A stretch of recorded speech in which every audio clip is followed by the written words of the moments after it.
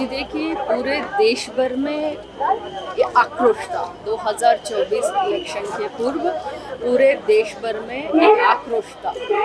जननीति के विरुद्ध में जाके संविधान का मर्डर करके ऐसे वोटर को चोरी करने का, जो हम प्रजाप्रभुत्व में विश्वास रखते हैं, डेमोक्रेटिक कंट्री हम बहुत शान से बोलते हैं, इसका मर्डर करके आज सत्ता में आए हैं एनडीए सरकार और प्रधानमंत्री बने नरेंद्र मोदी जी। मैं इतना ही कहूँगी, अभी तो ये शुरुआत है, बेंगलुरु से हम शुरुआत कर रहे हैं। हमारे नेता राहुल गांधी जी देश के सामने खुलासा तो किए हैं कल, सिर्फ ये बेंगलुरु से शुरुआत है।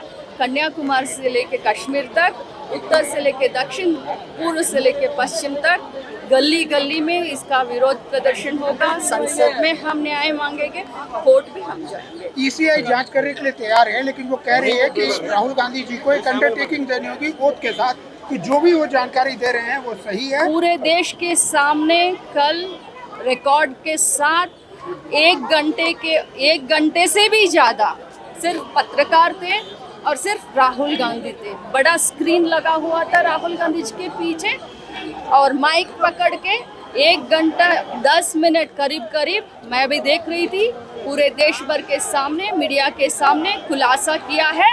इससे ज़्यादा क्या रिकॉर्ड चाहिए इलेक्शन कमीशन?